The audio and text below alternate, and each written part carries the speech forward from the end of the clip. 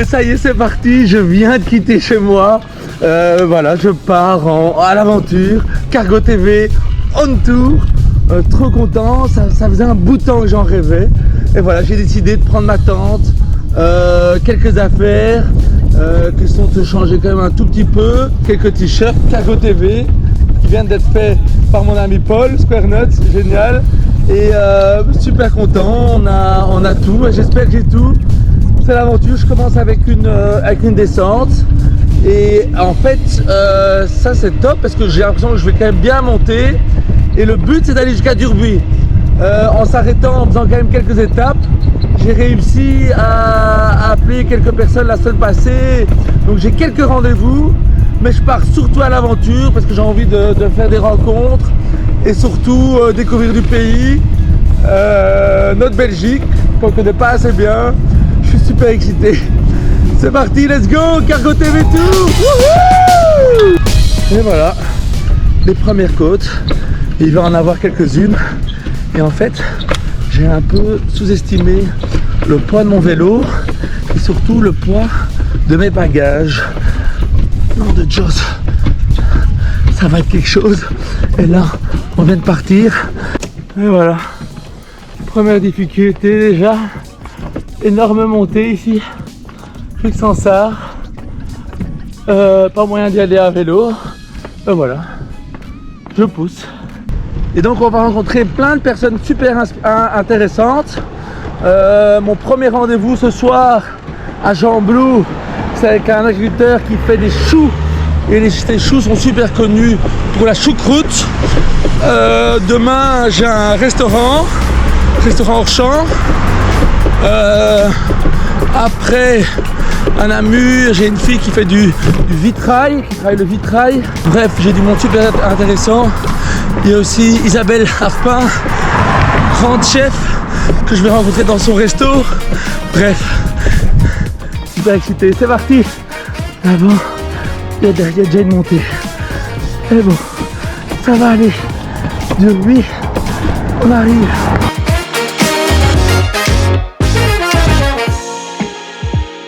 Ça y est, on arrive à Wallin, c'est le centre géographique de la Belgique. Donc c'est le centre du centre de la Belgique. Il n'y a pas moyen d'être plus au centre, voilà, comme ça.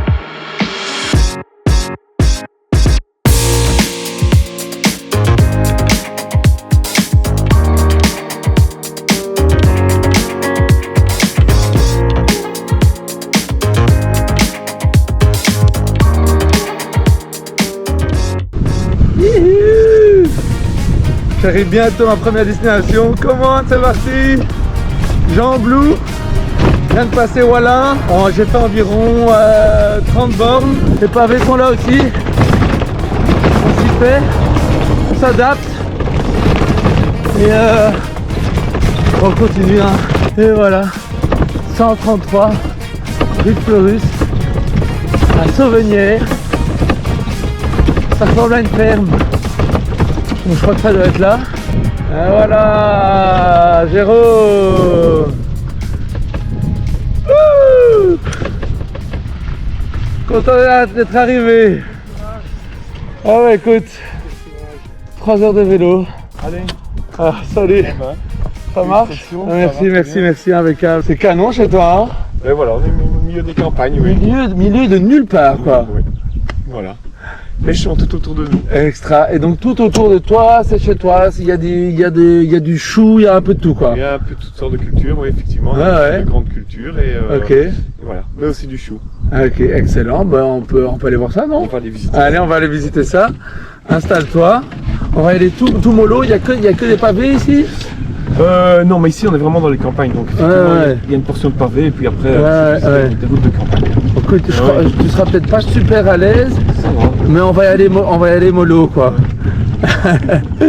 Et donc Raconte-moi Jérôme, t'as fait depuis combien de temps que tu es agriculteur et pourquoi tu t'es lancé dans le chou en fait? Alors, j'ai fait mes études d'agronomie à Ciney. Ouais. Et puis j'ai travaillé un peu à l'extérieur et puis j'ai dans le pharmaceutique et puis j'ai repris l'exploitation de mes parents. Ok. On a voulu se diversifier, on s'est lancé un petit peu dans le légume. Ouais. Donc, ça fait une quinzaine d'années que je fais dans le légume. Et voilà, on a travaillé en partie pour la grande surface tout un temps. Et puis, voilà, on n'a plus trop été en phase avec ce mode de production et puis on a voulu avoir un produit qu'on transforme à nous-mêmes. Ok. Parce que le chou, ça se fait beaucoup en Belgique, quoi. Beaucoup plus en Flandre. Plus en Flandre, ouais. Oui. Après, les criers sont en Flandre. Donc ici, il faut travailler directement avec la grande surface ou un produit transformé comme nous. Ok. Donc toi, tu transformes en choucroute. Voilà. Ouais, c'est ça. On fait toute la culture. Ouais. Et puis après récolte, on transforme, on fait la choucroute. Et on commercialise principalement en boucherie, restaurant et aussi le particulier. Ok, et il y a de plus en plus de monde qui mange de la choucroute, comment ça se passe? C'est plutôt connu en Allemagne, non? Alors effectivement, oui, en Alsace, de producteurs de choucroute et en Allemagne. Mais voilà, oui, il y a de la consommation ici en Belgique et tout est importé puisque on est, je pense, les seuls à produire de la choucroute en Belgique. Et ça fait combien de temps que tu fais ça? Donc ça fait une quinzaine d'années qu'on fait dans les choux, en tout cas, les fleurs, et puis ça fait une petite dizaine d'années qu'on a voulu faire du chou blanc et le transformer en choucroute. Et on voulait avoir un produit différent des produits importés comme les produits allemands ou français, qui sont on reproche toujours d'avoir une choucroute fort lourde. Et nous on voulait un produit digeste et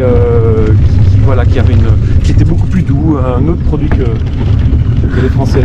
Ça donne envie de la goûter, ta choucroute, hein? Ok, donc on arrive ici à ton champ de choux, on peut aller en prendre un, Sans problème, oui. Ça sent quelque chose, non? Non, pas encore. Voilà, on est vraiment au début de la culture. Et voilà, je disais, il faut entre 100 et 120 jours pour faire vraiment le chou qu'on va pouvoir travailler nous et transformer. Et voilà. Maintenant on a eu des gros problèmes cette saison, ce début de saison, l'humidité, beaucoup de limaces qui ont fait. Ces fameuses limaces, elles sont ici aussi, quoi. Limaces, ramiers et le lièvre ont fait des très gros dégâts cette année-ci. Tu sais rien faire par rapport à ça. Voilà. Là, le chou il est là. Voilà. Vous le plantez, vous allez le récolter fin août. On va suivre toute la culture, la culture, et puis après vous... On va commencer la récolte fin août, 20 août, mais alors on va récolter jusque la Toussaint. Ok. Après les premières gelées, c'est fini. Voilà, le chou, Ceux-ci ont été piqués il y a 15 jours, un peu plus de 15 jours. Ok, Donc voilà.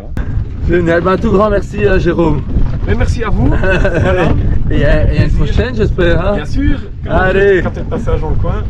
Je sais où c'est maintenant, c'est canon en tous les cas, en plein milieu des champs, j'adore. Voilà. Allez, prochaine. Merci. Ciao. Ça y est, je suis arrivé, premier endroit ici. J'ai planté la petite tente. Elle est là, au milieu de nulle part. Je suis dans le jardin de Jérôme. C'est parti, j'espère qu'on va passer une bonne petite nuit. Ça va aller, hein. Me voilà à Jean Blou.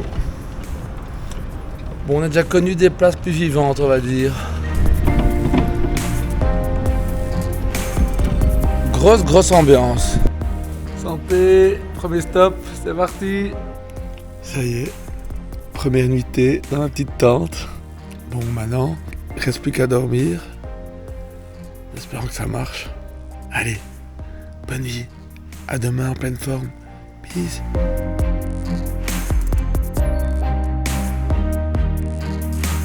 Ça y est, on a passé une bonne nuit. Et c'est reparti pour une deuxième étape, direction Namur. Mais d'abord, j'ai encore 2 rendez-vous ici sur Jean Blou. Un au restaurant hors champ et un deuxième dans une ferme pédagogique. Donc c'est parti, allez, yeah. Et les vaches. Ça va les choupettes?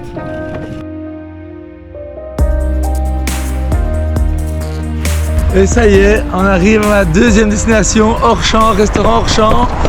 On va rencontrer Antoine Varderkeen qui s'occupe de tout ce qui est légumes chez eux. Ça y est, alors c'est ici que ça se passe, Orchamps. C'est ici que ça se passe. Ah ouais, nickel, écoute, content d'être arrivé. Fameuse montée pour arriver. Elle est déjà pas mal, je t'en prie. On va aller faire sur le bois ou ici? Ouais, tout assis sur le bois, ouais, sur le petit bout de bois là qui reste. Impeccable, ça va? Plus ou moins bien installé? Ouais, c'est magnifique. Allez, nickel. On a déjà un premier défi ici, c'est la grosse chaussée, c'est ça? Ouais, je t'aiderais bien, mais Ouais. c'est le matin. Et après, on se dirige vers le Ravel, hein, c'est ça? C'est ça, ouais. Ouais. Nickel. Écoute, tu vas m'aider. C'est plus confort que je pensais. On n'est pas encore... Ah ben là, ça a l'air pas mal, là, non? Ouais, on est pas mal. Tac, go. Ouais.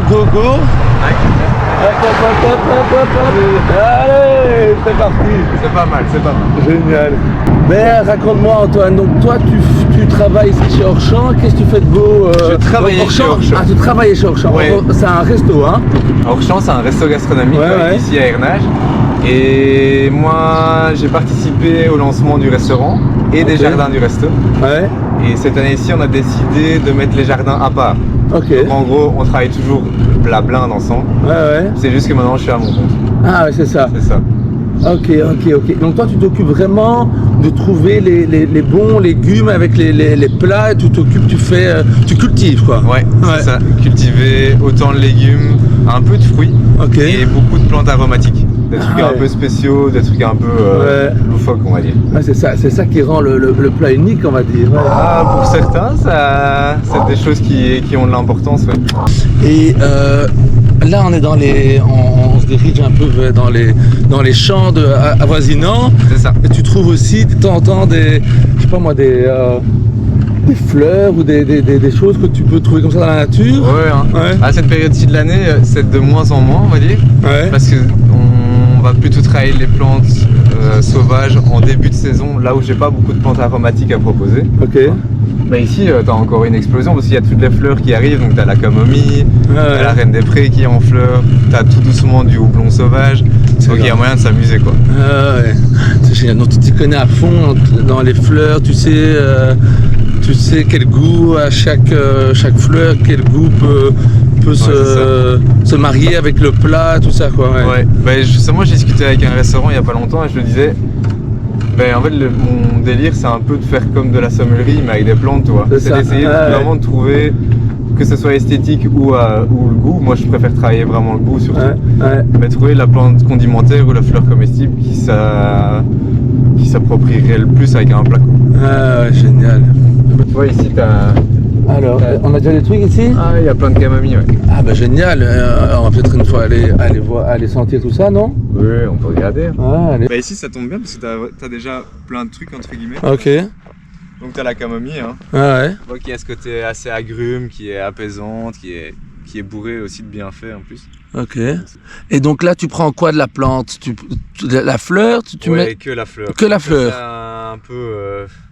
c'est des récoltes qui prennent beaucoup de temps parce qu'il en faut vite beaucoup. Ouais. Mais oui, on va venir vraiment juste récolter à la Récolter main. Ah ouais, comme ça, ouais. Ouais. Et tu prends juste la fleur. Ouais, et ça, on fait des kilos par an.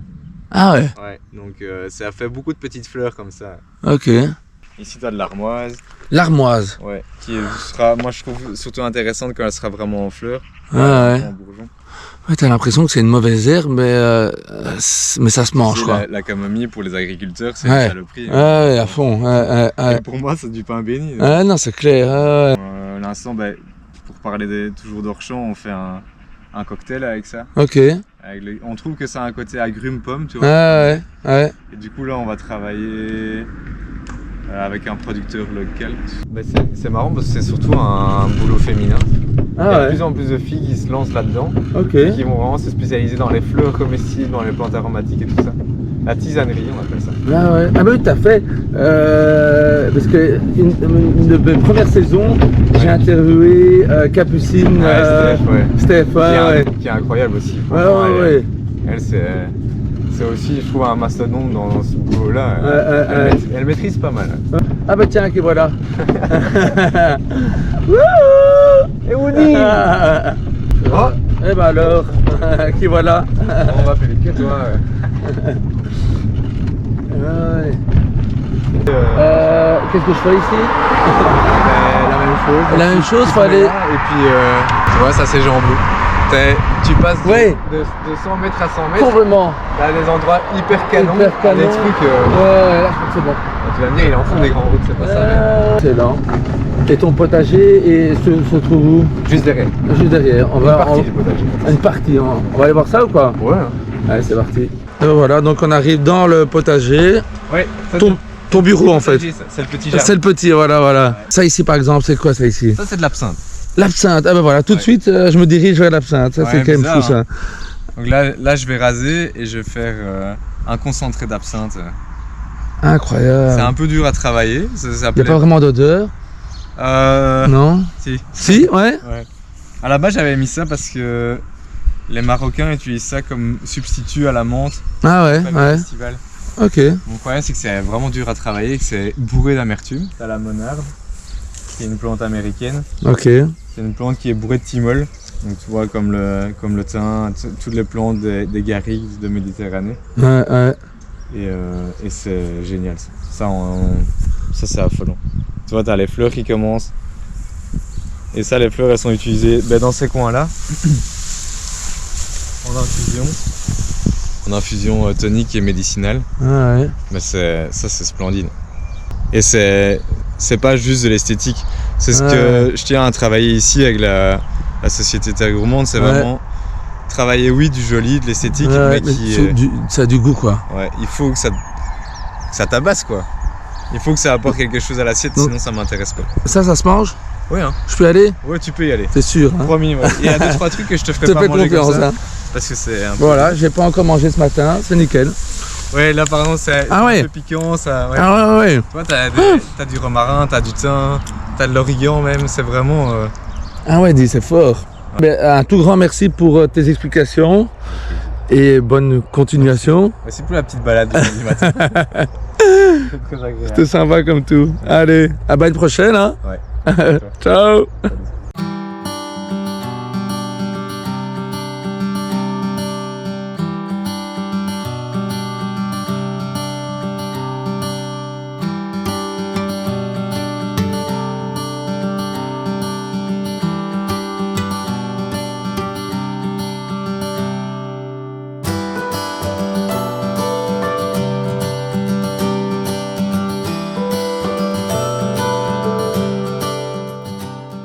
Et voilà, ça y est, prochain stop, la ferme de Beaufort à Saint-Denis. Et là, on a rendez-vous avec Régine, qui a lancé cette ferme il y a quelques années et qui nous attend. Salut Régine, ça va? Impeccable, bah voilà, on y est, ici, c'est ta ferme ici. Oui. Extra. Ça fait longtemps que tu es là? Depuis que j'ai marié le fermier. T'as pas eu le choix en fait? Non, mais ça m'arrangeait vachement bien. Okay. Parce que je suis aussi fille d'agriculteur et que ça me parlait. Ok. Et donc ça fait maintenant, Rose va avoir 29, donc ça fait 30 ans. 30 ouais, ans. En fait, ça fera 30 ans cette année. Allez, génial. Bon, on va parler de tout ça dans le vélo. Installe-toi, ouais, mets-toi à l'aise. Si on peut être à l'aise. Oui. On va y aller tout doux. Et le projet, donc c'est une ferme pédagogique, c'est ça? C'est comme ça qu'on appelle ça? Oui.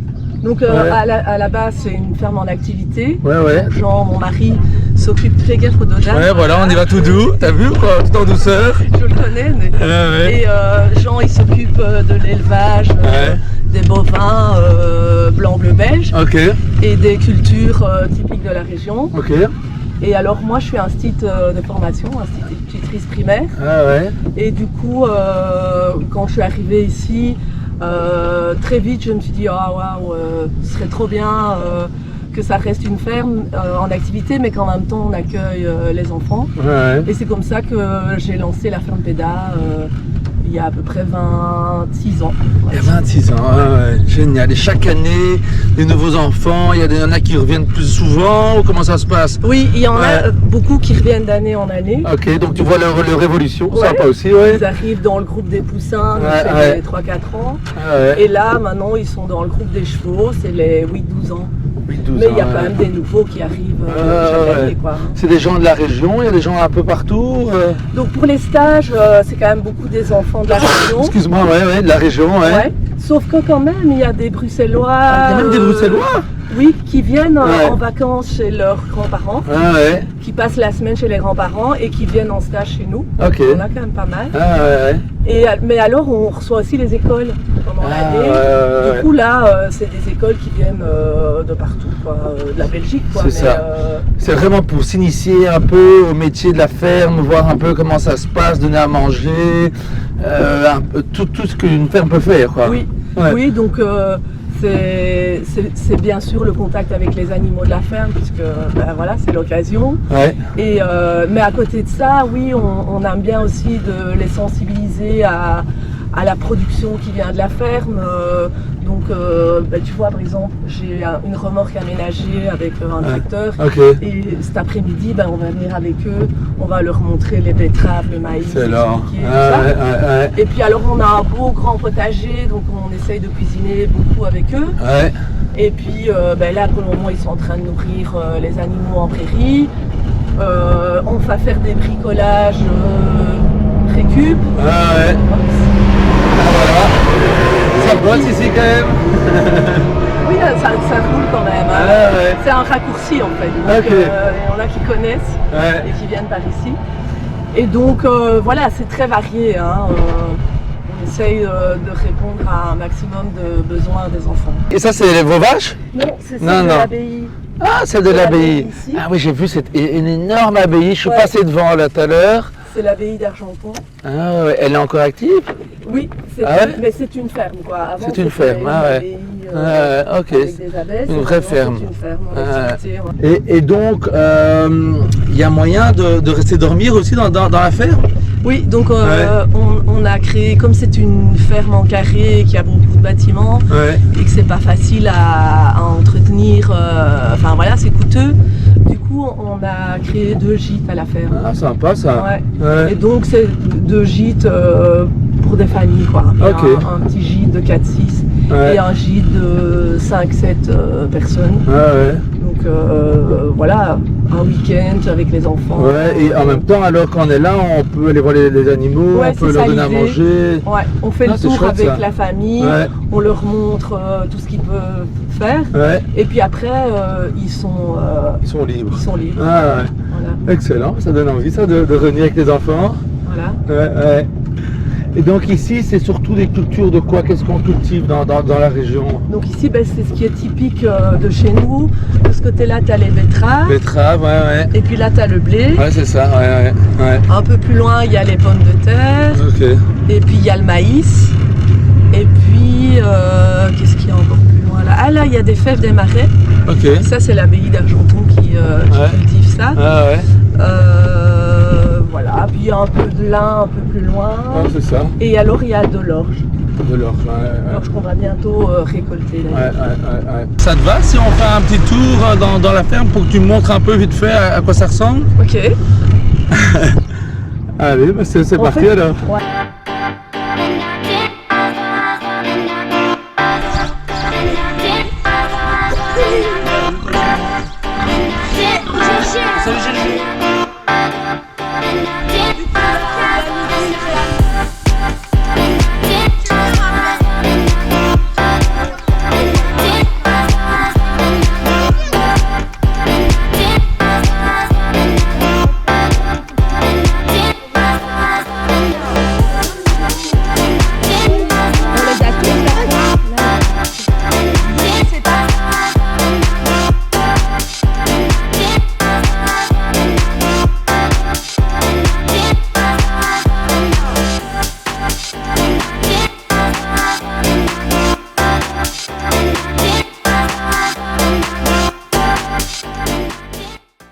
Et voilà, prochain arrêt. Ici, on arrive au domaine du Chenois, super connu ici.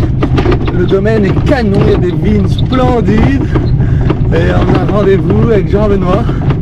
Ça s'est fait vraiment à l'improviste, mais ils ont été super cool. Donc, ils sont là. Et je suis super content de le rencontrer pour en savoir plus sur ce superbe vignoble. Et Jean-Benoît est là.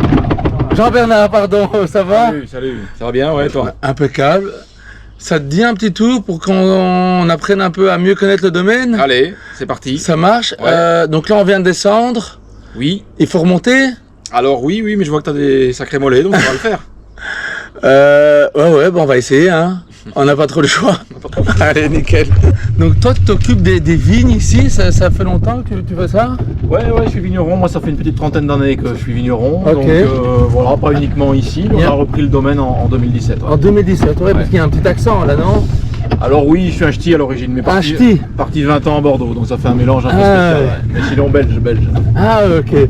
Et donc, toi avec ton expérience bordelaise, t'es venu la mettre à l'œuvre ici en Belgique? Ouais, j'ai appris le métier là-bas, et puis ben voilà, on a ici repris le Chaunois, qui était un des domaines pionniers en Belgique sur une viticulture moderne.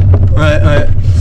Donc vous faites quoi ici? C'est du vin blanc ou plutôt un peu un mousseux, non? Alors, on fait des vins effervescents et des vins tranquilles. C'est ça. Donc les vins effervescents sont les méthodes traditionnelles. C'est la perle de Wallonie. Ok.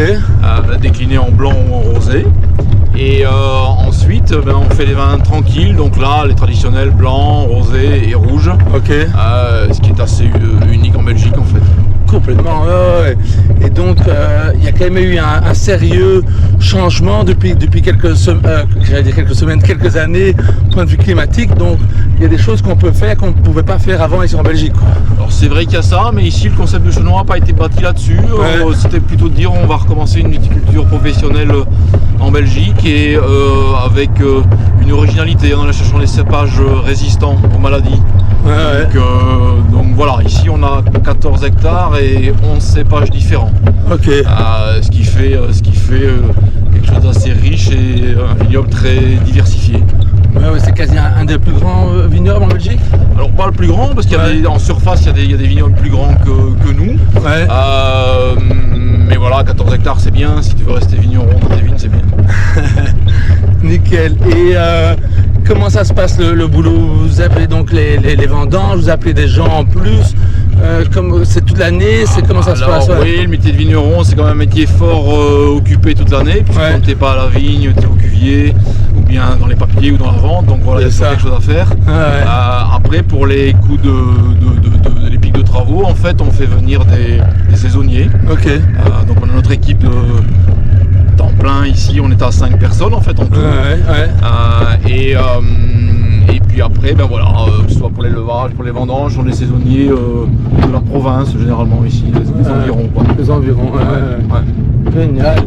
Et qu'est-ce que ça dit le domaine, il est connu, votre vin il est connu mondialement, juste en Belgique, ou comment ça se passe? Alors mondialement, ça je sais pas encore.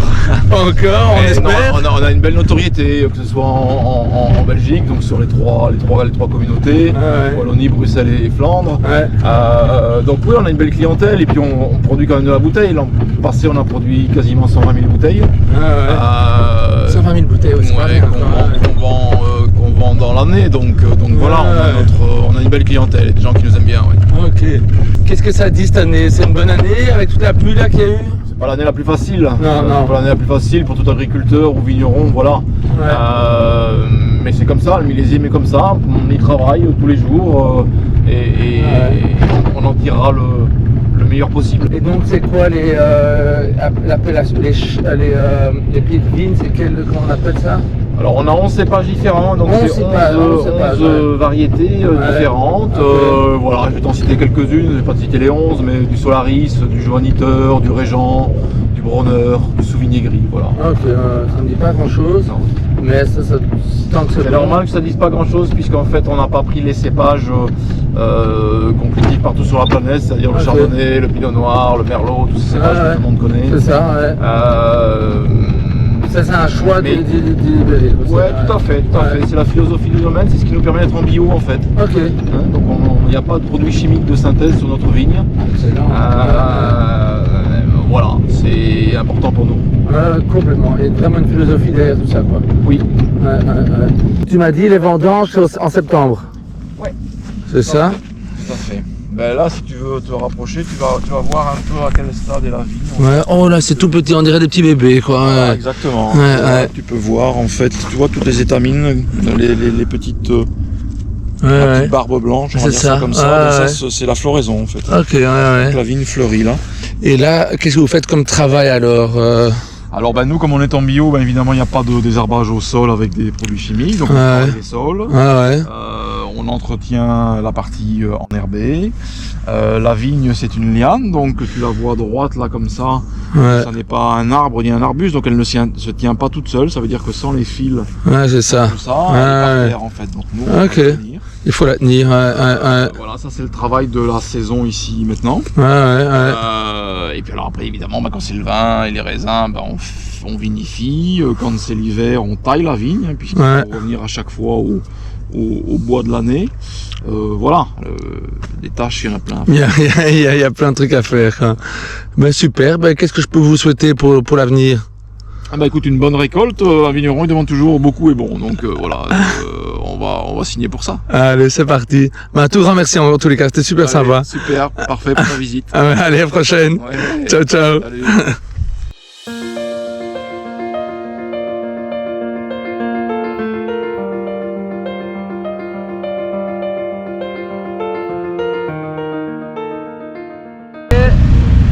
J'arrive à Namur.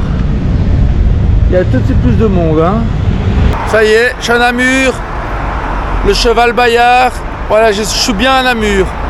L'emblème de Namur. Je suis tombé complètement par hasard dessus. Donc il est là et je suis à côté. C'est génial. Ia splendide, la citadelle. Ia, content d'être là. Et voilà, ça y est, j'arrive à Namur, là, au centre hangar, où il y a plein d'artistes super intéressants qui travaillent ensemble. Et là, je vais interviewer Juliette pour mariage, qui fait du vitrail. Et voilà, trop content de la rencontrer ici dans son hangar. Salut Juliette, ça va? Alors, ça y est, c'est ici l'hangar. Ouais, c'est là. C'est quoi cet hangar en fait? C'est un centre collectif. On chacun a son espace de création, de travail. Ok. Et on partage, on mutualise les espaces communs comme la cuisine et le reste. Ah, excellent, donc tu as plein d'artistes qui travaillent là quoi. Exactement, on a Ouais. plusieurs artisans, on a des luthiers, des graphistes, des gens qui travaillent le bois, des gens qui font des bijoux. Ouais. Et voilà, donc chacun en fait travaille indépendamment dans son activité et Ouais, ça arrive ouais. des fois que Que ça se joue ensemble quoi. Ah, Pour, génial. se donner des coups de bain, se filer des filons. Donc, Extra, écoute, tu vas me raconter ce que tu fais, ça te dit un petit tour dans la région on va dire. C'est parti, installe-toi, accroche-toi. Ça va?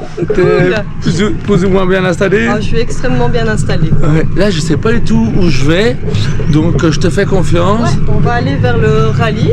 Ouais. C'est un petit endroit facile à faire du vélo, mais aussi plein Ok. de végétation et Ah ouais. ça se met bien. Et donc, Allez, c'est comme parti. c'est les vacances, je crois que ça va être cool. Excellent, excellent. Et toi tu fais du vitrail, c'est quand même particulier ça? Je suis vitrailliste. on dit. Vitrailliste. Ouais, c'est le mot que j'ai trouvé, que Ouais. plusieurs ont trouvé, pour en fait parler du fait de faire la restauration et de la création de vitrail. Ok, Voilà. donc tu fais les deux, tu restaures Et je crée des et vitraux. tu crées, ouais. Exactement. Donc où est-ce qu'on trouve surtout On va les dire œuvres les premières venaient Ouais. des églises, on va dire. Ouais. Et puis ça s'est plutôt après démocratisé chez les particuliers. Des fois on utilise le vitrail comme pour se mettre une distance avec l'extérieur. Ok. Donc alors je sais pas si on va arriver à en voir ici dans les rues ici, mais Ouais. quand tu veux avoir à la place d'avoir un rideau, tu peux mettre un vitrail Ah pour ouais, garder c'est- en luminosité. Donc, dans les c'est pas maisons- bête ça, ouais. dans Ça les- se faisait beaucoup avant surtout. Ouais, oui, beaucoup. En fait, beaucoup dans les églises, en fait, Ouais. tout ce qui est pour raconter les histoires en fait qu'on retrouve à la Ok. confenette. Les gens Ouais. venaient dans les églises en fait pour se lire des histoires, raconter Ouais, l'histoire ouais. de la Bible, les épisodes, Ouais. revoir les saints, refaire des représentations. Et puis après, il est arrivé aussi dans les maisons, chez les particuliers. Voilà. Ok. Petit à petit avec l'art déco, l'art nouveau, Ouais. ce sont les grands mouvements phares en Belgique qu'on a pu retrouver. Ouais. Et ça, du coup, on a du coup des fois des créations à faire pour des gens qui ont envie d'une création entre deux pièces ou alors pour éviter une visibilité avec l'extérieur. Ouais. Et donc ça, on peut en retrouver quelques fois là dans les maisons. Quoi. Des fois, ça se Excellent. retrouve. Voilà, par exemple, là, la petite fenêtre. La petite fenêtre, on peut là, mettre ouais. un vitrail dans le bas, quoi. Tout à fait. Ça peut se mettre dans ce genre d'endroit-là. Et il y a moyen de... Tu fais un dessin à l'avance, d'être super créatif, comment, avec quelles couleurs? Alors je fais un dessin, mais alors j'ai besoin que les gens me donnent un peu leurs inspirations. Me C'est ça. disent voilà quel vitraux ils aiment bien, donc je fais d'abord un dessin au calque, et puis alors je viendrai, ils vont choisir les couleurs, on va choisir les verres ensemble, on va choisir les couleurs. Ouais. Donc c'est tout droit. Tout droit, voilà. Ouais. Ça monte un peu plus. Et donc après, je fais le dessin, mais alors c'est pas sur une base blanche, on part toujours d'un dessin original. D'un dessin, voilà, de plusieurs compositions. Une passion, par exemple, moi je te fais un dessin de vélo. Oui. Tu fais un vitrail sur le vélo. J'aurais dû en faire un pour mon père qui faisait aussi beaucoup de vélo. Ah ok. Mais c'est vrai que c'est quelque chose qu'on connaît, on connaît, mais on se dit que c'est un peu inaccessible, quoi. On se dit, ça a un peu une image assez vieillotte, quoi, des églises, etc. Et pourtant j'en fais des créations, donc ça veut dire qu'il y a encore des gens qui sont intéressés d'en avoir, quoi. C'est ça.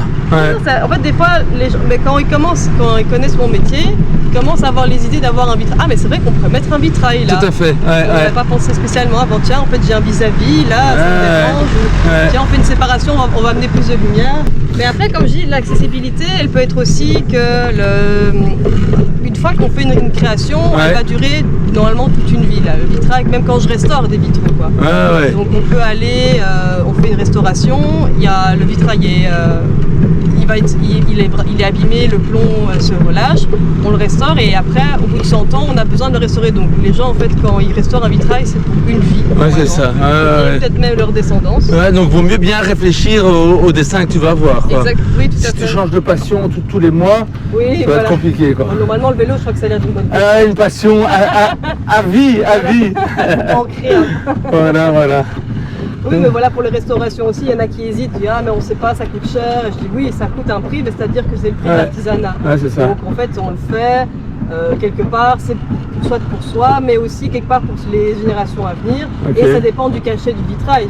Il y a des vitraux qui en valent vraiment la peine parce que c'est dans des vieux verres et que ça nécessite de faire une restauration, tandis que d'autres, c'est moins intéressant, on va dire. Alors, faisons une création à la place. Et j'avais une question par rapport, parce que c'est un métier très précis, parce que ça se casse assez vite, non? Comment tu travailles du verre comme ça? Alors le verre, ça s'utilise avec un outil qui s'appelle le coupe-verre, qui est une espèce de comme un stylo, au bout duquel il y a une petite roulette. Cette roulette doit faire une brisure dans le verre, donc à nous ça va rien nous faire du tout, mais au verre ça va lui faire une entaille. Donc cette entaille qu'on vient en fait comme un peu avec les carrelages, on fait un peu le même principe. Quoi. Et donc cette brisure qu'on va faire va amener à ce que ça va permettre à faire fendre le verre et là on peut découper le verre. Alors la technique c'est qu'il faut pas trop que le verre soit pas trop épais, c'est entre 2, 3, 5 mm max parce que là ça devient commence à être beaucoup trop rigide et que ce soit un verre qui est découpable. Il y a du verre comme non, c'est pas du verre de table basse, c'est pas du verre trempé, c'est du verre de table basse, c'est des verres artisanales et donc il y a des reliefs et voilà, là l'artisanat fait que je sais découper le verre de plusieurs formes différentes. Quasiment toutes les formes différentes. Et toi, tu vas poser aussi ton vitrail chez les gens ou... Je fais la pose et la dépose des vitraux. Donc c'est le plus facile parce qu'en fait, moi je sais comment manipuler le vitrail, tandis qu'avec des particuliers, parce que c'est souvent c'est chez personnes-là que je vais, ils savent pas l'utiliser, ils savent pas le prendre. Et le vitrail, en plus comme il est dans son cadre, je pense à une restauration là, et donc je vais enlever le mastic qu'il y a autour, il va être un peu mou, on va dire, par sa vieillesse, et donc il faut avoir le bon geste pour pouvoir faire la dépose et après la pose aussi parce qu'on vient l'insérer contre un double vitrage ou c'est variable. Écoute, c'est un métier super intéressant. Oui, absolument. Ça te va si on va une fois un peu filmer, un peu voir un peu à quoi ça ressemble? Et limite me faire essayer un truc. Si tu veux couper du vitrail. Couper du vitrail, quand je rêve de couper du vitrail. On sera plutôt du verre, mais. Du verre plutôt, Ça te va? Ça me va très bien, quoi. Allez, c'est parti alors.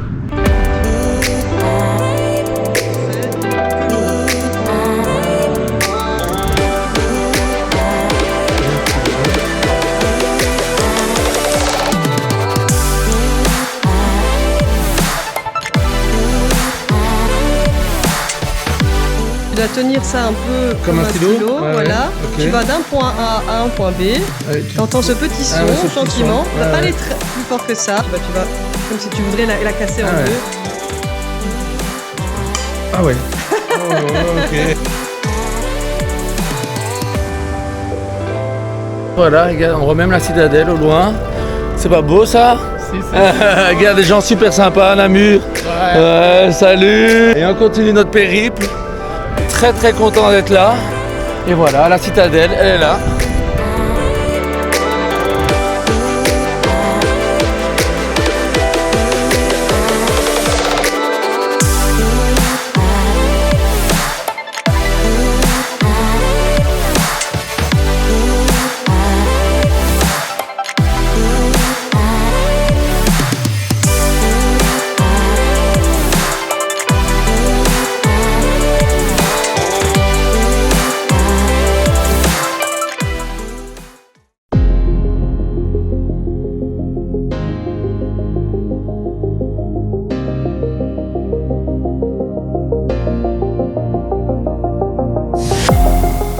Allez, c'est reparti, troisième étape, direction Sydney. On a fait un bon petit dodo ici.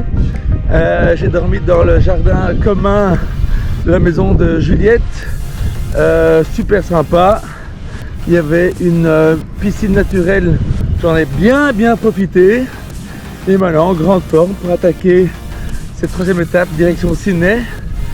Il y a quand même 46 bornes, mais on est en forme. Allez, c'est parti, let's go! Allez, go ici! Bonne grosse montée, bien longue. Ça réveille.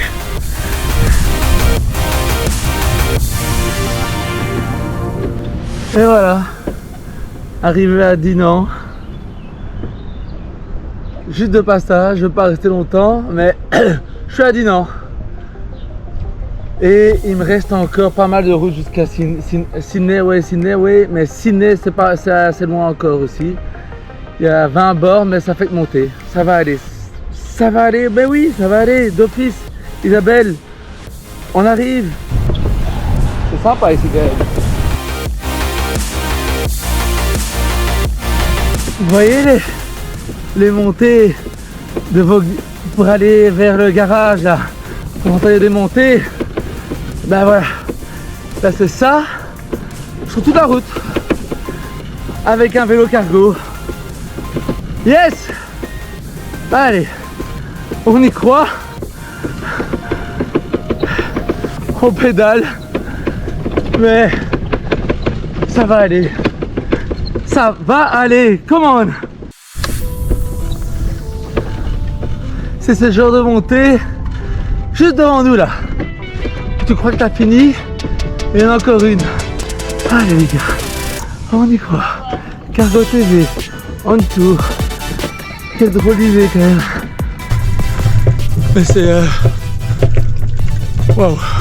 Voilà, j'arrive à Sydney, trop content d'être là. Je me suis fait un pote, Emre. Bonjour. Salut, salut. Et Emre, il va jusqu'à Bâle. Vous vous rendez compte? En 4 jours. Emre est bien super sportif ou super positif, optimiste. Ouais, c'est ça. Ça doit être ça. Et voilà, on a fait quelques mètres ensemble, quelques kilomètres ensemble. Et lui continue encore, une longue route. Et moi, bah voilà, Sydney, c'est mon prochain stop.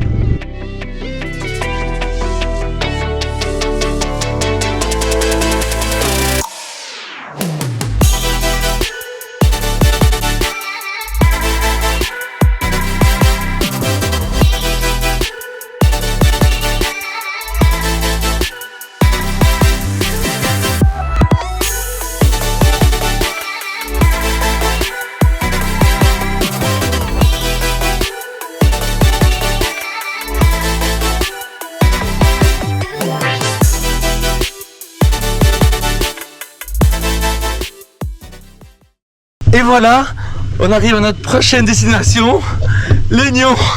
Trop content d'arriver, c'était la folie. C'était vraiment, ça faisait longtemps, j'avais pas fait autant de montées de ma vie, mais vraiment trop content d'arriver. Et j'espère qu'Isabelle est là. Et elle est là, génial. Elisabeth m'a pas dit que ça montait non-stop chez toi. Ah, excellent, excellent, je dis pas non. Ah, génial, merci. Pas trop dur? Ah, bah écoute, c'était quand même sportif, hein. Ouais, j'ai l'impression que... Ah, ouais, c'était... Ah non, ici, on nous sollicite. Mais c'est vrai que j'étais pas au courant que c'était si haut et si vallonné ce coin. Si. Bon, maintenant, c'est joli, hein. Maintenant, je le sais, ouais. Oui. Mais il faut être préparé, on va dire. Mais je vois que là, maintenant, toi, tu voyages bien, donc... t'es préparé. Ah, on a fait un bon petit tour. Trentaine de degrés, là. Je viens de Namur. Ah oui, quand même, hein. Installe-toi, Isabelle. C'est parti, on se fait un petit tour. Bon, j'y vais. Voilà, accroche-toi bien. Allez, c'est parti.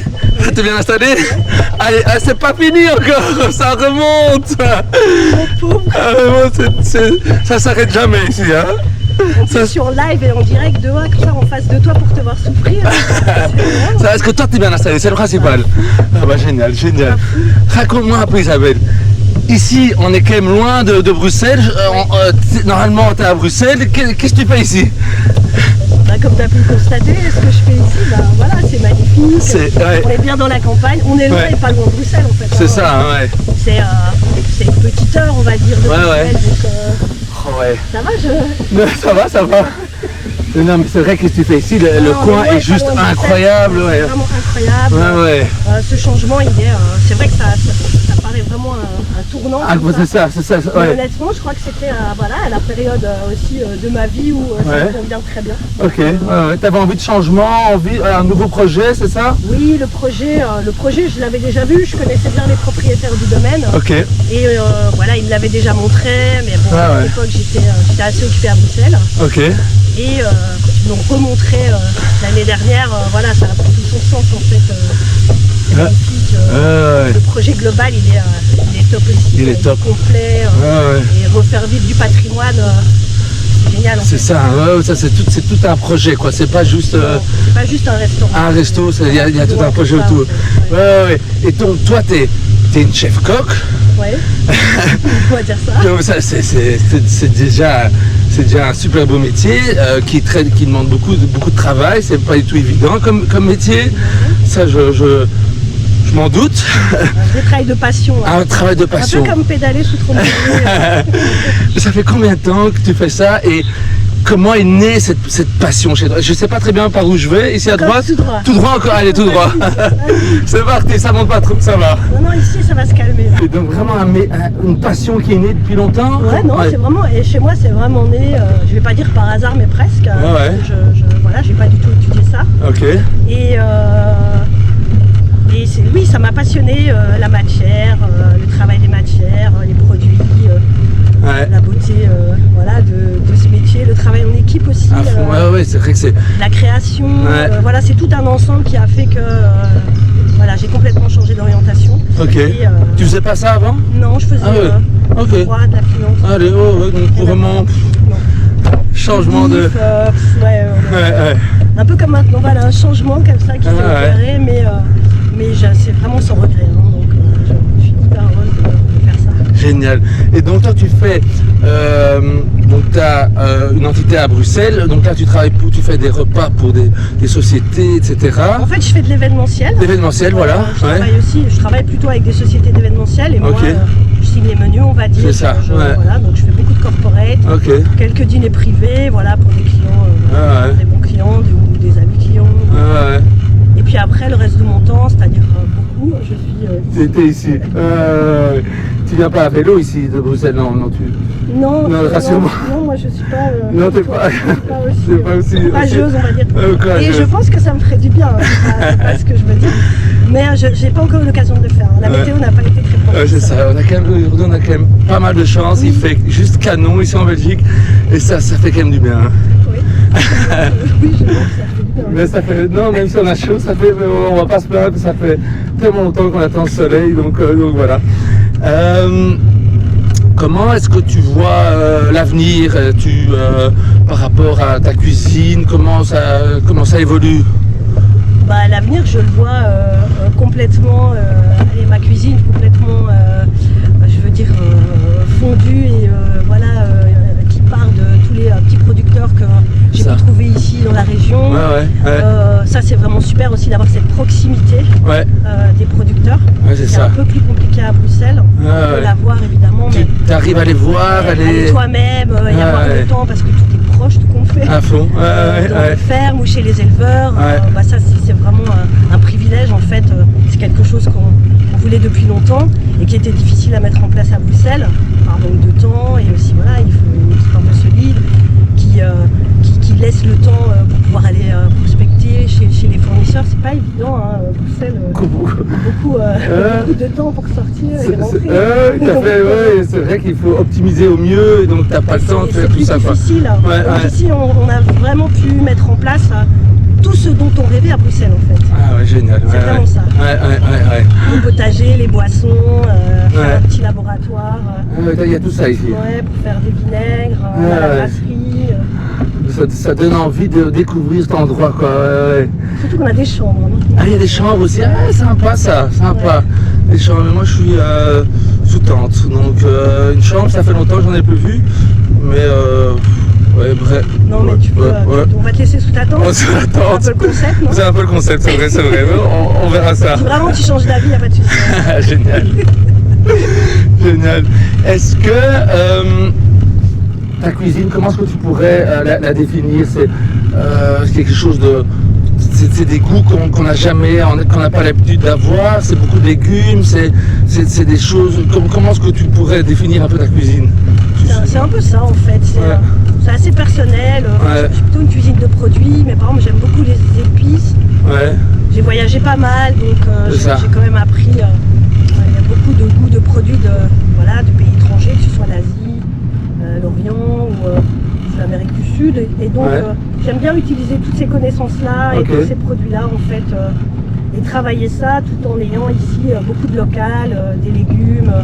On a un potager qui commence à donner là, donc c'est assez sympa parce que voilà, c'est la première année. On a pas mal de choses. Et puis je travaille vraiment comme ça, en fonction des saisons, des produits dispo. Je construis la carte autour de ça. C'est ça, c'est vraiment de saison. J'adore se promener ici le matin quand il fait moins chaud. C'est canon, hein.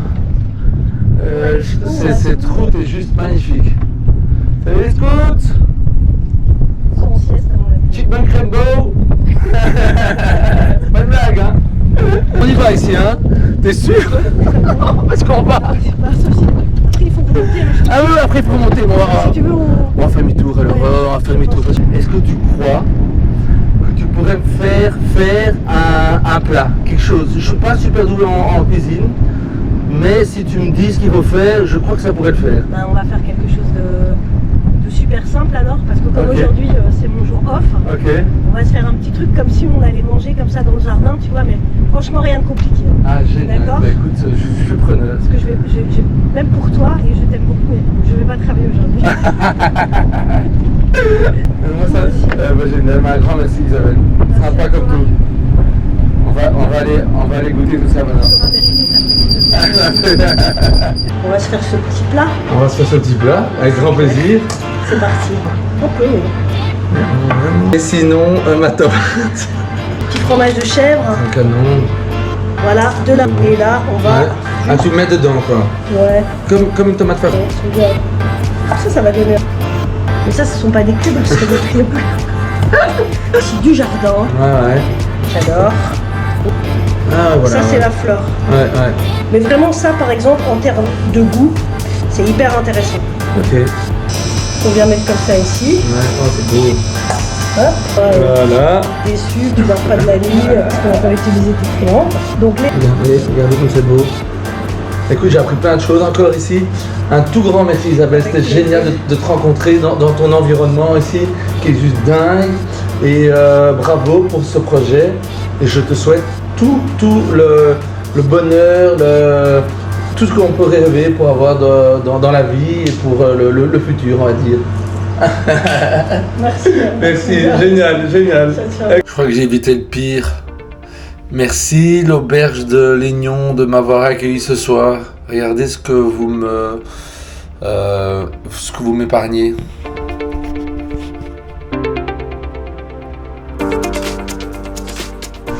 Allez, c'est reparti. Après une super nuit à l'auberge, on part direction Avelange. Je quitte Légnon et ben voilà, je me reprends déjà une petite montée. C'est reparti. L'aventure continue. Yeah.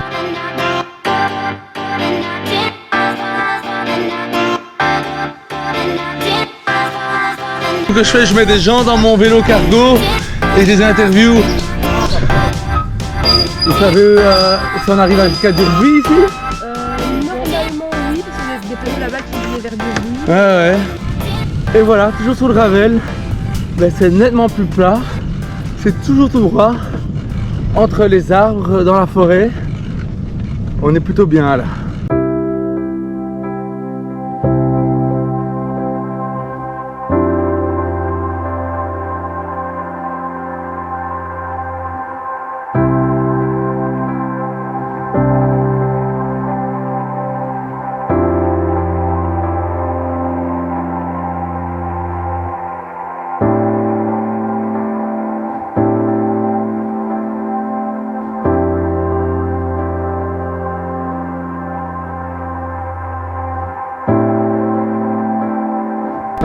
C'est quoi ce truc? Je sais pas du tout où je suis. Et là, je suis paumé de chez paumé. Mais je sais que je veux direction à Blanche. Mais le chemin, juste impraticable.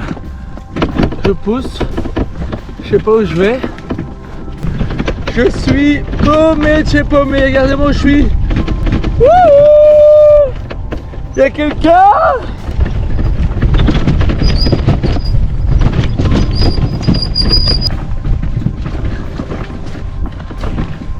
Mode 4x4 ici. On passe à travers tout. Wouhou! Une route. Génial.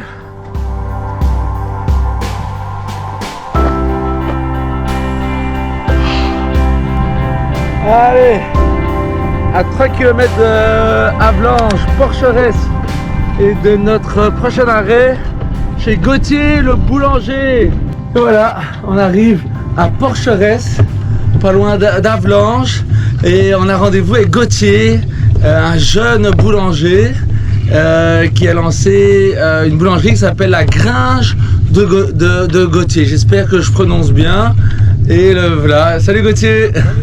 Ça va, c'est la Gringe, hein? La grigne. Ah, la grigne. La grigne comme grignoter. Grigne, ben voilà, écoute, j'ai appris un nouveau mot. Ben voilà, ben c'est un mot un peu technique, oui, boulanger. Et, la grigne. C'est la signature du boulanger, la signature, le dessin. C'est ça quoi qu'on fait sur le haut du voilà. Pain. Mais écoute, installe-toi. Ouais. Et on va faire un petit tour jusqu'à ton village. Ça marche. Où est-ce qu'on est alors ici? Bah donc ici on est à Porcheresse, hein, au milieu du Condro. Ouais. Voilà, une belle région. C'est canon, hein. Je suis venu par le Ravel là, de Ciney. Ouais. Et puis après j'ai fini par des bons chemins en terre. Donc voilà, j'ai bien découvert la région en tous les cas. Bah oui, c'est très beau. Nous aussi on est des adeptes de vélo. Alors ici ça monte et ça descend pas mal. C'est clair. Voilà, ça se muscle un peu, mais c'est très joli. Génial, le charme de la région. Et alors toi tu t'es lancé, donc tu as ta propre boulangerie, c'est ça? Tout à fait. Il y a longtemps, comment ça s'est passé? Et alors je vais fêter mes 5 ans là en septembre. Bravo.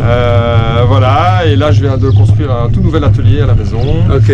Avant je louais un atelier mais juste à côté, parce qu'on habite ici à Porcheresse, mais on est juste à côté d'un habitat groupé. C'est ce qui nous a fait venir un peu ici. Et voilà, et donc tout nouvel atelier là depuis le mois de novembre, je suis dedans, c'est tout récent. Et voilà. Et donc tu fais toi-même ton pain tout seul et tu livres dans la région quoi. Voilà, c'est ça. Donc je travaille seul, donc en tant qu'artisan. Je fais du pain au levain naturel avec des farines bio. Vraiment je vais chez des agriculteurs ou au meunier, mais c'est beaucoup des agriculteurs qui ont un petit moulin à la ferme. Pour travailler des variétés qu'on dit anciennes ou non débridées, qui sont plus digestes au niveau des gluten et tout ça. Donc il y a vraiment une recherche d'un bon pain sain avec des farines locales et bio. Et donc oui, je travaille seul. ça c'est un souhait aussi. Et puis, et alors je fais le marché d'Avlange, le mardi après-midi. C'est ça. Et je vais aussi à l'atelier le vendredi. Et sinon, en effet, je fais 2 livraisons semaine, le mardi et le vendredi, où je vais livrer, je vais dire, les petits magasins bio du coin, le magasin à la ferme. J'ai des partenariats avec des maraîchers aussi, voilà, magasin de vrac et ce genre de choses ici dans le coin, quoi, la coopérative locale. C'est extra, c'est un métier super varié, donc tu es en production dans ta boulangerie et après une fois qu'il est fait, tu vas délivrer, tu vois plein de monde. Voilà, et donc clairement il faut plusieurs casquettes, déjà en tant qu'entrepreneur, gérer son business et tout, et puis oui, donc en tant qu'artisan, je suis seul à l'atelier, quoi. J'ai la visite de mes enfants et voilà, et là je cherche un peu un stagiaire aussi pour m'aider un petit peu et surtout pour apprendre aussi, partager mon savoir-faire, parce que j'ai appris comme ça, donc j'ai envie de faire la même chose avec un jeune.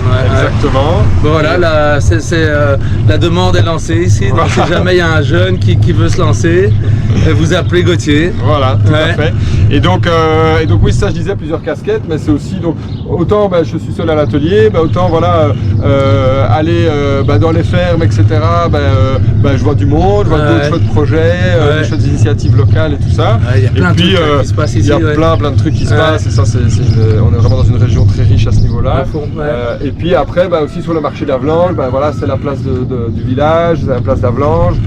C'est vraiment voilà, un petit commerce de village, on connaît un peu tout le monde, on se tutoie, c'est hyper sympa.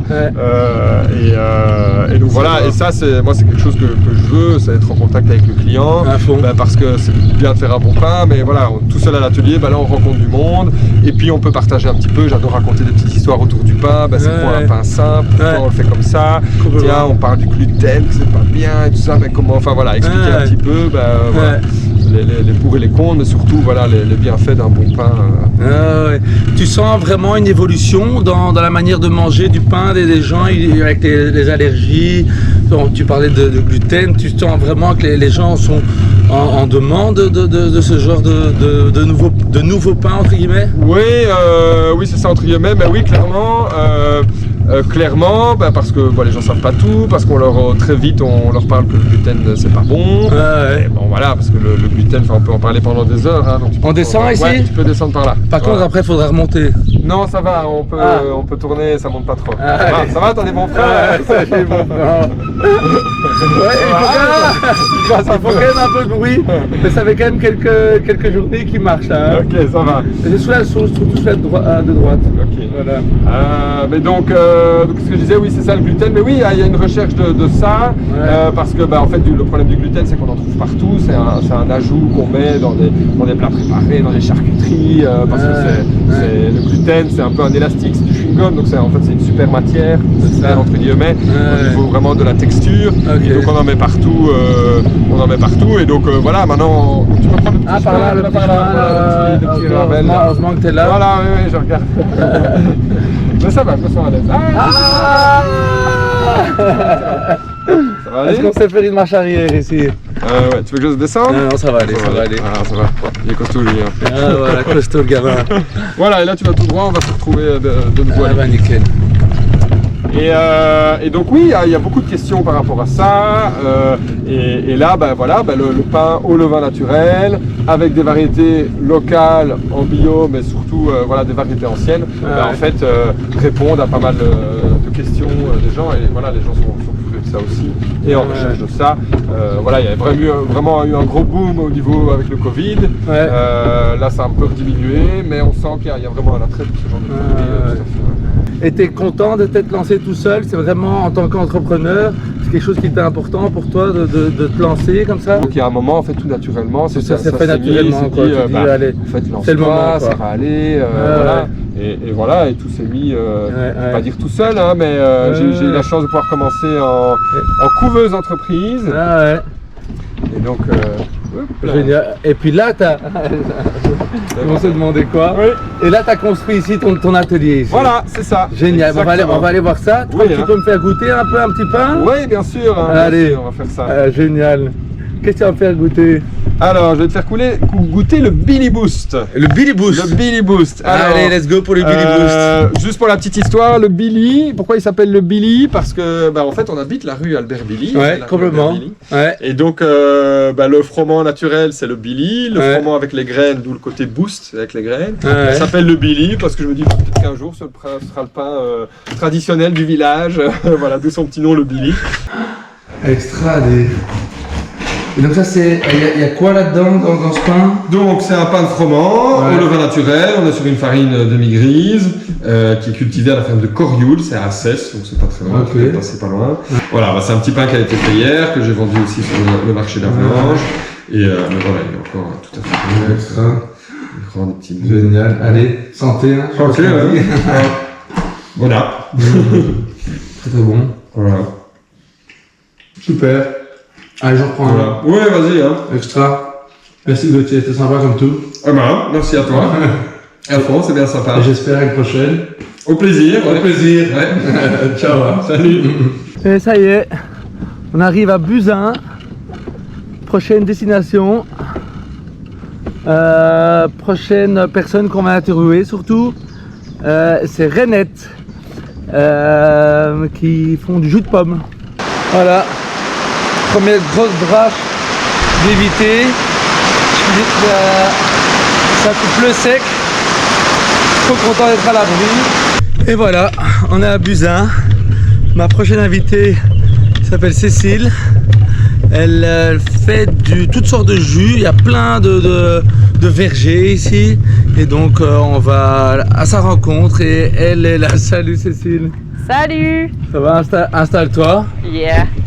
Ça se passe? Écoute, ça se passe. On est vraiment au centre des vergers. Il y en a partout ici dans le coin. Ah ouais, il y a des vergers là, il y en a là. Enfin ouais. La totale. Ici on est sur le site de Buzin. Ok. En fait chez Bruno Grendel que tu as rencontré. Ouais. Et qui fait le projet mouton. Ouais, le projet mouton, super projet. C'est ça. Et en fait ces moutons ils pâturent ces vergers. C'est une manière d'entretenir. Donc c'est un vrai écosystème entre les deux. Et ici en fait c'est aussi le siège des activités de Renette & Co. Donc Renette & Co c'est une coopérative de producteurs qui se retrouve autour du verger, mais du verger aux tiges. Le verger aux tiges, ce sont des grands arbres. Quand on s'imagine un verger avec des animaux en dessous, c'est le verger aux tiges. C'est pas ce verger, le verger Bastille, c'est celui qu'on retrouve du côté de Waremme, dans le Limbourg, avec ces arbres tous les 1 mètre, qui sont parfois avec des filets, etc. Et nous, en fait, on se retrouve autour de ça parce que les vergers aux tiges, c'est ce qui permet d'avoir 0 traitement sur les fruits. Donc nous, on propose des produits qui viennent avec des fruits sans traitement. Complètement naturel quoi. Pas de cuivre, pas de soufre, parce que voilà, même en bio, il y a quand même une vingtaine encore de traitements par an parfois. Et on propose des variétés anciennes, donc à la fois en fruits frais pendant toute la saison, en fait de septembre à décembre. Et puis en fait le reste de l'année, pour pouvoir en fait continuer à avoir tous ces bienfaits de la pomme, de la part de ses fruits, on propose d'autres produits. Ça peut être du jus, de la compote. En jus, on a une gamme de pommes, poire, pomme coin. On est en train de la développer avec des pommes fraises, etc. Et ça donne envie de goûter tout ça. T'inquiète, c'est prévu. Ça me donne soif tout ça. Génial. Bah oui, parce que tu pédales, mais. Je pédale, mais j'aimerais bien boire un coup de temps en temps. Ça c'est possible. Et là, un des trucs, on est très content, c'est que cette année, on va développer du fruit séché. Donc il y a beaucoup de gens qui mangent de la mangue séchée, des figues séchées, etc. Mais bon, ça vient de loin, c'est un peu dommage. Complètement. Et avec tous ces pommiers, ces poiriers, on aimerait bien faire de la pomme séchée, de la poire séchée. Excellent. Pour les enfants, c'est ce genre de truc. Pour les snacks sains, pour les goûter, il y a vraiment, ça serait sain et local, plus avec 0 traitement, ça c'est vraiment top. Ça c'est un chouette projet. Donc ça, vous avez déjà commencé. Donc voilà, nous on est une quinzaine de producteurs actuellement. Des producteurs donc vraiment du coin quoi. Ouais, alors Condro, un petit peu du côté de la province de Liège aussi, un peu dans le Limbourg flamand. Mais voilà, à chaque fois c'est des petits vergers, on s'est mis ensemble parce que il y a aussi beaucoup de gens qui ont replanté ces 7-10 dernières années. En fait, il y a des milliers d'arbres qui ont été replantés en Wallonie en verger aux tiges, qui est une bonne chose. Mais en fait, on se rend compte qu'il y a beaucoup de gens qui n'ont pas pensé qui allaient les récolter, comment ils allaient les récolter et puis ce qu'ils allaient en faire. Et puis, on avait peur que du coup, chacun fasse dans son coin son jus, son machin.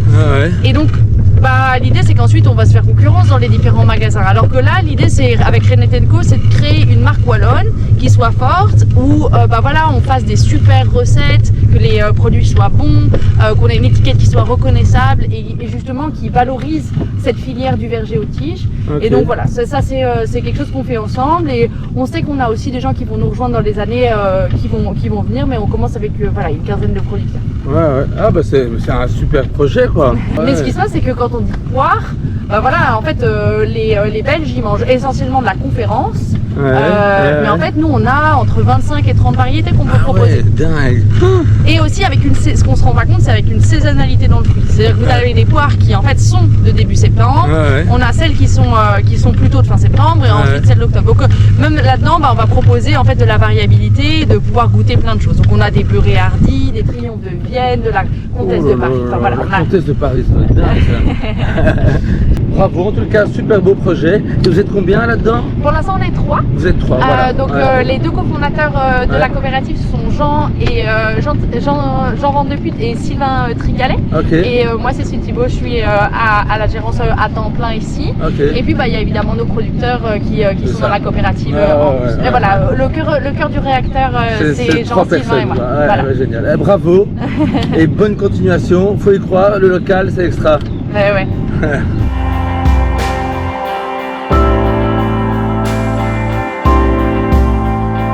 Et voilà, on continue notre route, on est toujours à Avlanches et là on va chez une artiste qui s'appelle Anna Belen et qui fait la céramique. Elle fait des choses superbes et en plus elle est aussi prof. Et donc elle enseigne son art à des étudiants, ça c'est quand même génial aussi. Salut Anna Belen. Oui, bonjour. Ça va? Ah oui, ça va bien. On est chez toi ici, salut, on se fait la bise. Ouais. Bien, écoute, c'est canon, quel endroit de fou. C'est magnifique. Magnifique. C'est le paradis. C'est le paradis, paradis en Belgique, ça existe. En tout cas dans le Condro, c'est une région superbe. Superbe, ouais, hein. Ouais.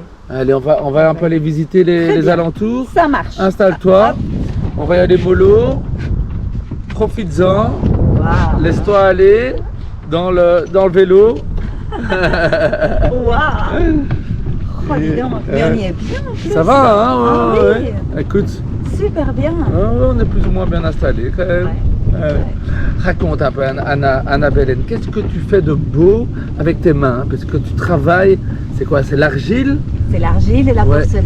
L'argile et la porcelaine? Oui. Ouais, et t'en fais quoi? Un peu... Alors moi je travaille sur 2 plans. J'ai besoin de travailler sur un plan artistique. C'est-à-dire que je vais réaliser des œuvres qui sont dans le domaine, on pourrait considérer des sculptures, ou plus dans l'art contemporain avec des installations par exemple. À côté de ça, j'ai aussi un travail de création d'objets pour l'art de la table. L'art de la table aussi. Des assiettes, des bols, des théières. Qu'on peut utiliser tous les jours. Tout à fait. Je pense que c'est super agréable d'avoir en main un bol qui a été réalisé par quelqu'un qui a réfléchi, qui a mis son cœur, qui a mis son âme. Ça change tout, hein. Ça change tout. Ça change tout. Je suis vraiment d'accord. Le thé, le café n'a plus le même goût, les plats n'ont plus le même goût. Parce que moi je pense qu'on mange aussi avec les yeux. Ouais, aussi. Et il est important de dire, on fait attention à ce qu'on met dans nos assiettes, mais l'assiette est aussi importante, en tout cas pour moi. Et c'est ce que j'aime offrir, en tout cas aux personnes qui viennent me voir. À chaque fois, ce sont des pièces uniques, ou alors des petites séries créées uniquement pour les personnes en question. Tu sens qu'il y a de plus en plus d'engouement par rapport à ça? Oui, je trouve aussi ces dernières années, ça a beaucoup changé. Beaucoup de gens qui moi j'entends, qui veulent faire la céramique, qui veulent faire quelque chose avec leurs mains. Tout à fait. Et la céramique est vraiment un art qui permet d'être créatif et aussi de faire des choses qui sont utiles, quoi. Tout à fait. Et alors, il y a de nouveau, il y a deux niveaux. Il y a le fait que la céramique permet, avec un matériau qui n'est pas très coûteux non plus, permet de créer vraiment, si on aime l'art, de s'exprimer d'un point de vue artistique. Et puis, effectivement, on est fiers aussi de mettre à table des objets qu'on a créés soi-même. Et donc, je crois que ça participe aussi. À part ça, il y a aussi le fait que l'argile, comme c'est vraiment un matériau qui est très, on dirait, comment je vais dire ça, il nous reconnecte un peu avec nous-mêmes. Ouais, avec la terre, quoi. Oui, c'est ça. Il y a quelque chose de très vrai dans notre contact avec l'argile. Qui fait qu'on peut vraiment se sentir parfois très apaisé, par exemple. Donc, moi, je le vois avec mes élèves. Il y a des élèves qui viennent. Donc, toi, tu es prof aussi. Ah oui, oui. Ouais, parce que tu parles d'élèves. C'est vrai, je ne l'ai pas dit. Je suis prof aussi. Oui. Ouais, sur Dinan. Hein. À Dinan, sur les hauteurs, une école c'est une école de promotion sociale qui a développé donc tout un pan de ses activités dans des disciplines artistiques, dans la céramique. Et on est donc sur les hauteurs, à Herbuchen exactement. Et c'est une super école. Sympa. Et donc, c'est des gens qui découvrent la céramique, donc tu pars vraiment de zéro avec eux? En général, oui. Mais parfois, il y a aussi des personnes qui ont déjà un bagage et qui veulent soit l'améliorer, soit le développer. C'est ça. Et tout le monde peut le faire? Tout le monde peut le faire. Ah oui, ça j'aime bien entendre. Tout le monde peut le faire. Tout le monde peut même moi, je peux le faire. Ah oui, complètement. Je suis vraiment assez motivé. Je te montrerai tout à l'heure. Toucher. Je sais bien que je ne vais pas y arriver dès la première fois, mais juste un peu toucher, voir. Parce qu'il y a plein de techniques en fait. On pense toujours au tour, on pense toujours au tournage, mais ce n'est pas du tout la seule technique, il y a plein d'autres techniques. C'est ça. Et donc, en fonction de chaque personne, on est attiré par une technique ou l'autre, une matière ou l'autre. Et ici, on est vraiment dans les plaines de Maf, où pas mal de gens viennent d'ailleurs observer les oiseaux. Parce que comme tu vois, c'est très ouvert. C'est super ouvert, il n'y a pas de maison. Pas de maison, pas de bois où les oiseaux pourraient se cacher. Alors, c'est très chouette évidemment quand il y a des bois. Et d'ailleurs, il y a des bois un petit peu plus loin. C'est impressionnant. Mais ici, la grandeur, l'étendue, quoi. Oui, c'est ça. Voilà, ça descend. Ça descend, on n'est pas bien là. Top. Allez, on va aller découvrir ton atelier. Bienvenue. Voilà. Un premier essai, bien mouillé, bien rouge, majeur. Et ici aussi, je vais pousser avec le majeur.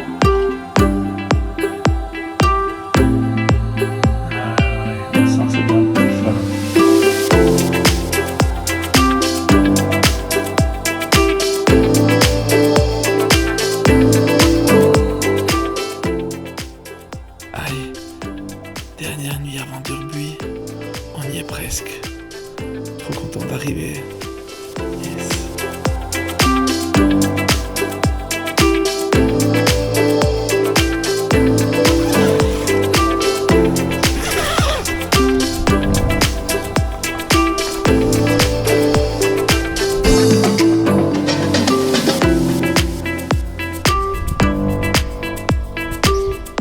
Ça y est, dernière nuit dans ma petite tente.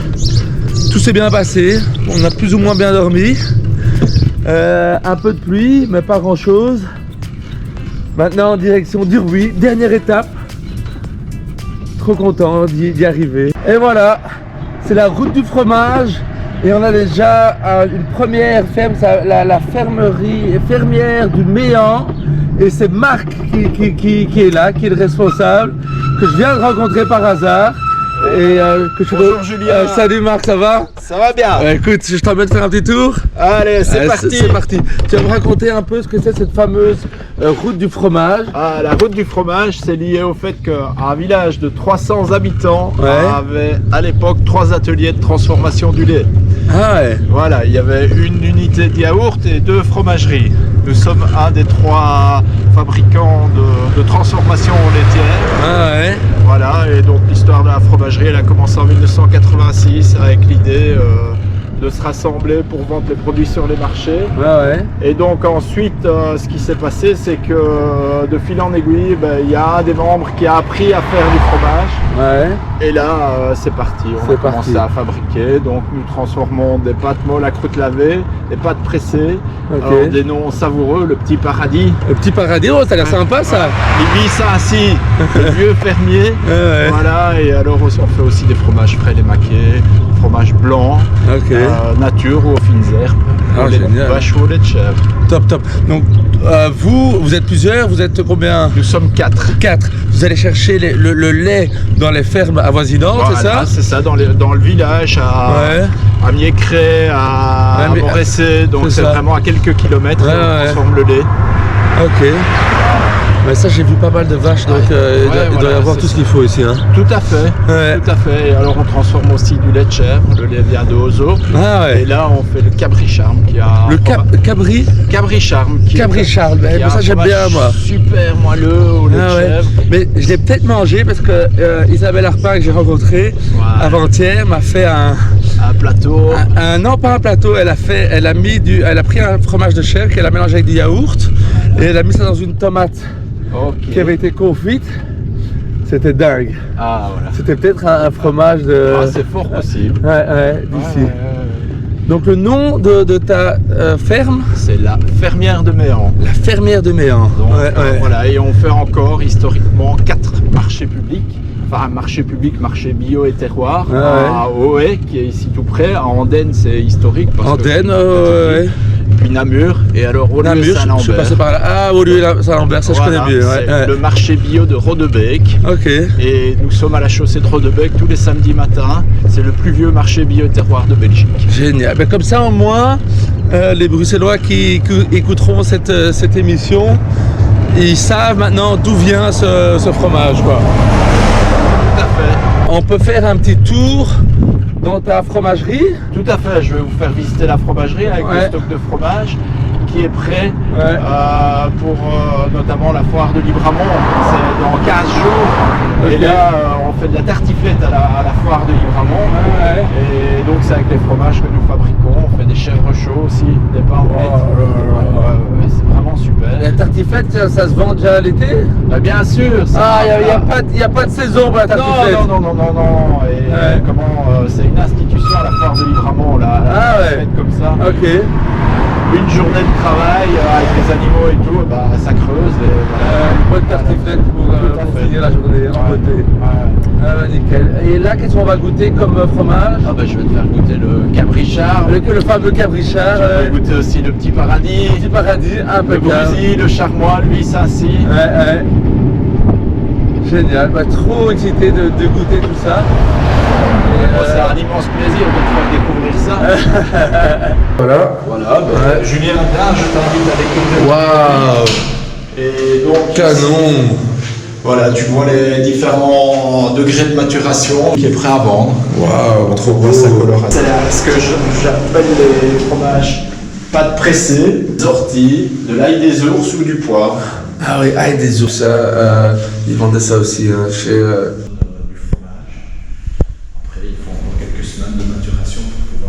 Voilà Julien, génial, dépense beaucoup d'énergie.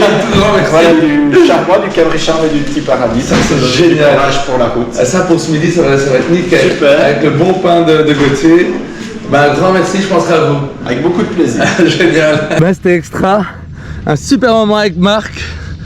Vraiment à l'improviste.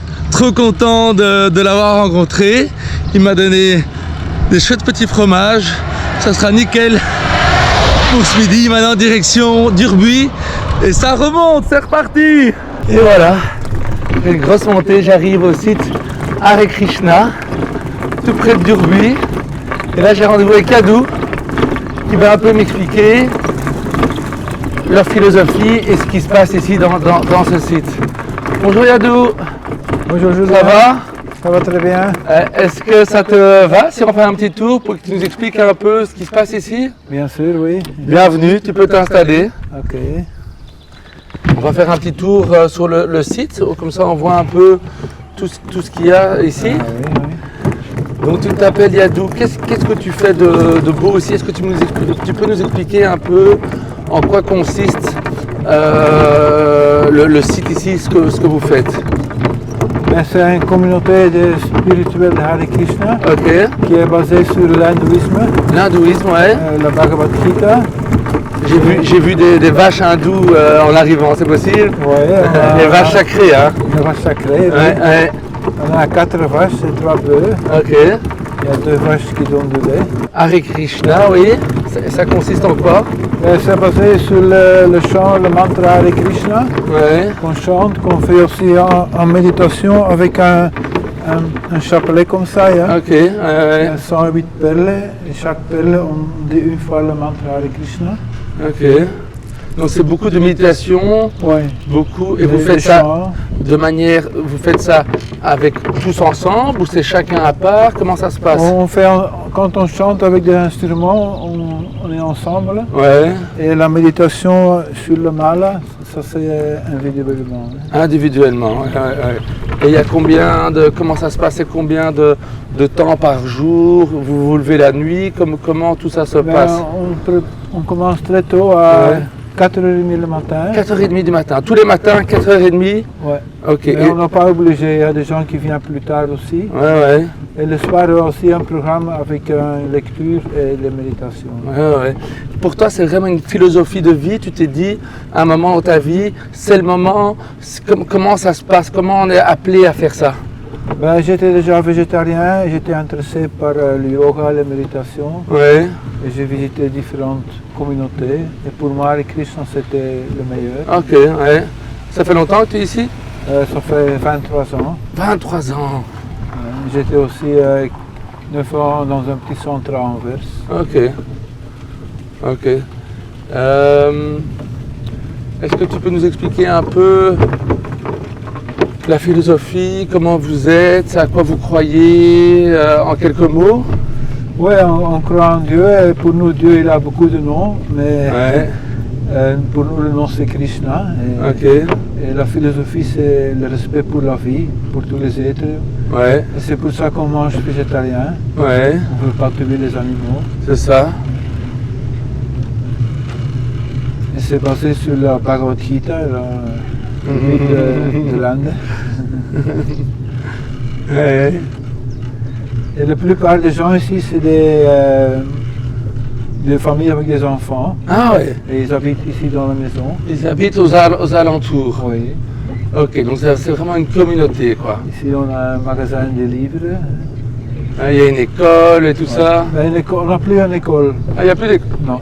Plus d'école. Maintenant, les enfants ils vont à l'école classique. Ah ouais. Et c'est des gens qui viennent de partout, c'est plutôt, et des hindous? Il y a quelques gens de Suriname, et il y a 15 différentes nationalités. Ok. Beaucoup de gens du pays de l'Est. Ok. Et depuis la guerre, on a aussi 3 familles d'Ukraine. Ouais.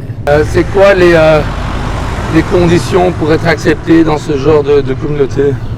C'est de manger végétarien, pas d'alcool ou pas de drogue. Ouais. Et être intéressé pour vivre comme nous. Ouais, c'est ça. Ouais. Et comment vous arrivez à survivre? Donc je suppose vous n'avez pas de travail, vous recevez des dons, je ne sais pas, vous travaillez? Moi je travaille ici, j'ai un petit revenu. Alors chaque famille qui travaille ici, ils ont un revenu. Ok. Mais il y a aussi des familles qui travaillent à l'extérieur de la communauté. Ah oui, donc on peut travailler à l'extérieur de la communauté. Ouais. Et les gens qui ont pas d'argent, ils sont maintenus par la communauté. Et la communauté, ça marche comment? C'est des dons que vous recevez? Il y a de temps en temps des gens qui donnent des donations. Parce que pour entretenir un domaine pareil, ça coûte de l'argent. On a beaucoup de visiteurs. Hein. Ouais. On a un restaurant, une boutique indienne et un hôtel. Ça ramène assez de sous pour payer tout ça? Oui. Ah ben c'est super. C'est super.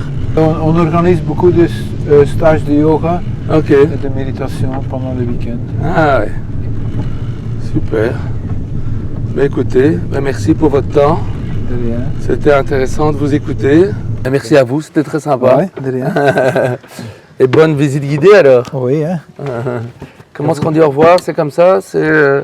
Nous on est Hare Krishna. Hare Krishna. Et voilà, je quitte le temple Hare Krishna. Ils ne m'ont pas demandé de rester. Mais voilà, c'était quand même très intéressant là, d'écouter un de leur communauté qui nous expliquait un peu comment ça marchait ici. Donc très chouette arrêt. Et donc c'est reparti, direction d'Urbuy.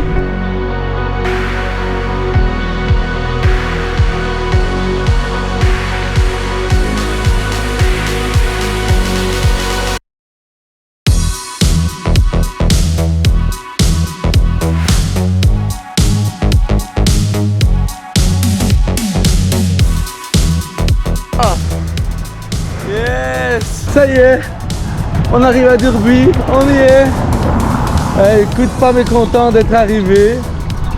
Cette belle petite ville de Durbuy. Content d'être là. Après quelques kilomètres et quelques montées, on va dire. Bon là ça descend, mais devant moi, j'ai l'ultime montée vers la chèvrerie du Bourlon. Ça se joue maintenant.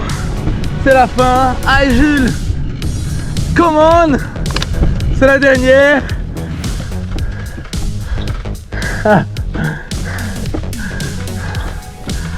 Comment Jules? Allez Jules, come on. Et voilà, on est à Durbuy. On arrive au dernier rendez-vous avec Géraldine de la chèvrerie du Bourlon. Et j'ai l'impression qu'on va même embarquer son compagnon, le chien. Ah, ça grince. Salut Géraldine, ça va? Bonjour, oui ça va bien. Ça grince pas mal parce que ça descend. Ouais, génial le chien. Ouais, j'espère que j'aurai de la place. Voilà. Comment il s'appelle? Gnocchi. Gnocchi, tu fais une place? Gnocchi, viens là. Voilà, il fait le timide. M'a dit c'est une première expérience. Voilà. Oh là, ça fait un peu de bruit mon vélo. Ça va, donc toi tu as une chèvrerie ici à... C'est quoi, c'est Bourlon ici? C'est Bourlon, ouais, la chèvrerie de Bourlon. Ok, t'as combien de chèvres environ? Alors j'entrais en 30 et 40, mais au total on a 85 chèvres à peu près. 85 chèvres. Parce que les jeunes sont dans des réserves naturelles Natagora et on fait des copâturages avec elles. Ok. Voilà. Ah, génial. Voilà. Et donc toi ton boulot c'est de faire d'élever les chèvres, de tout faire de A à Z, oui. Tout faire de A à Z, donc le fromage quoi. L'élevage et le fromage, voilà. La distribution aussi, la vente. La vente aussi, ouais. C'est principalement de la vente directe. Ok. Et donc c'est quoi, c'est sur un marché? C'est sur des marchés, à la maison, et puis dans des commerces du coin et des restaurants. Ouais. Voilà. Ah, sympa, dis. C'est une vie quand même à la nature, dans la nature. Ouais, à fond. Gnoc, t'es à l'aise? Il est bien là? Je sais pas. Ouais, alors Gnoc, t'es bien installé? Ouais, ça a l'air d'aller. Ça a l'air d'aller. En tout cas, nous, c'est pas trop compliqué, hein, ça va. Ici, ça va, c'est plutôt cool, hein, de se laisser rouler comme ça. Ouais. Okay. Le retour va être rigolo, la montée. On n'est pas obligé de le faire avec toi dedans, hein. Tu peux marcher à côté. Hein. Moi, on m'a dit qu'on me promenait aujourd'hui. Là, je suis en fin de parcours en plus, donc j'ai plus trop de batterie. Mais je suis très content de finir ici, parce que je trouve ça un beau métier. C'est pour ça que je voulais te rencontrer. Merci. Mais la région est canon ici. Hein. Moi, j'ai la chance de faire pas mal de vélo ici maintenant. Ah, ça? C'est quand même extra. Hein. Qu'est-ce que tu peux dire un peu sur ton métier? Qu'est-ce qui t'inspire? Qu'est-ce qui t'anime? En fait, c'est un peu... j'ai toujours aimé les chèvres et donc je me suis dit, allez, lançons-nous. Tout est autoconstruit. Et j'ai commencé avec 2 chèvres et puis progressivement, j'ai eu des petits bouts de terrain à gauche, à droite, en prêt. Hein. J'ai pas pu acheter beaucoup de terrain, mais suffisamment pour être en autonomie fourragère. Donc oui, j'ai oublié de dire qu'on est bio et nature et progrès parce que pour moi c'est hyper important ça. Voilà. Mais voilà. Donc c'est aussi hyper important que ma ferme soit nourricière et pas juste pédagogique. Parce que ponctuellement on accueille des enfants avec des écoles ou des familles ou quoi, pour faire un peu de la sensibilisation aux réalités paysannes, mais c'est le fromage qui est le principal produit, enfin les fromages, parce qu'on fait plein de sortes de fromages. Ah ouais, il y a plein de sortes de fromages de chèvre. Ouais. Donc en fait, du printemps à l'hiver, on fait du fromage 7 jours sur 7 avec le lait chaud qui vient de la traite, quoi. Ok. Ouais. Et le frais qui sort du jour, c'est le frais du jour. Il n'y a pas de chambre froide chez nous, donc après, ce qui n'est pas vendu part à l'affinage. Donc en fait, tout a été un peu réfléchi pour qu'il y ait le minimum d'énergie grise. Donc c'est hyper important la vente directe. Et par exemple, là, début juillet, avec les départs en vacances, c'est un peu plus... Ah tiens, ça cumule là, bon, on va faire différemment. C'est ça, il faut s'organiser en fonction des saisons, quoi. En fonction des saisons et de la demande. Et de la demande, oui, complètement. Voilà. Avec les années, les années se ressemblent? Oui, on sait déjà à l'avance, mais chaque fois, c'est un peu, ça crée un peu un déséquilibre, mais c'est sympa, c'est rigolo. Du moment qu'on m'envoie des cartes postales, moi ça me va. Donc ceux qui voient des cartes postales avec des chèvres, je collectionne et je suis chaque fois super contente quand elles m'arrivent de gauche et de droite. J'y penserai, si un jour j'en vois une, je pense d'office à toi. J'ai l'air con, c'est pas vrai. Ça aurait été pas mal de le faire en quad aussi, il y avait un beau quad derrière. Mais je serais peut-être pas montée dedans. Non? Non. C'est ce chemin-ci qu'on doit emprunter. Ah voilà, c'est ça. Écoute, on va peut-être y aller à pied. Oui, et on se retrouve. On va aller voir les chèvres alors? À nos demoiselles. C'est les principales actrices du projet évidemment. Génial. Mes collègues. Ah oui, il y a une bonne montée quand même. Hein? Oui, mais je veux bien marcher. Génial, merci.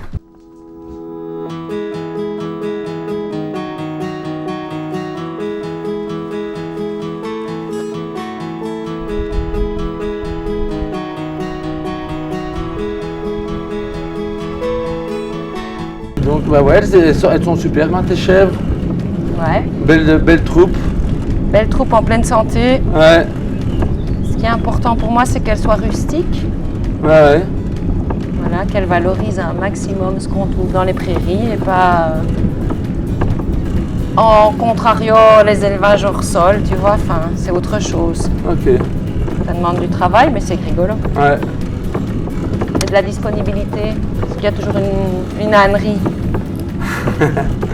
Et moi, je suis quand même assez impatient de goûter un de tes fromages, c'est clair. Il y en a pour tous les goûts. Et toi, après, tu vas au marché? Là, ici, je vais au petit marché de Genray, qui s'est créé autour d'un maraîchage. Ok. Et ce maraîchage propose des pizzas tout l'été. Dans le village de Genray, c'est un village un peu médiéval, encore c'est magnifique. Ah ouais, Genray.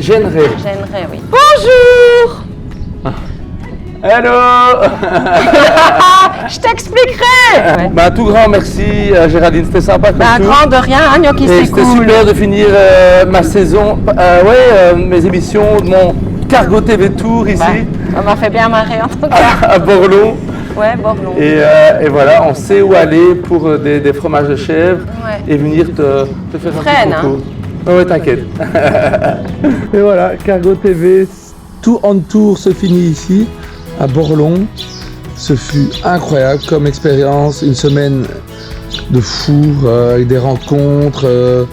On a pédalé dans tous les sens. Je dis on. J'étais tout seul, mais j'ai eu des super personnes qui m'ont accueilli chez eux. J'ai planté ma tente, j'ai découvert plein de choses, une super région, et franchement c'était juste dingue, extra. Donc vivement le prochain tour, et merci, et à la prochaine, ciao.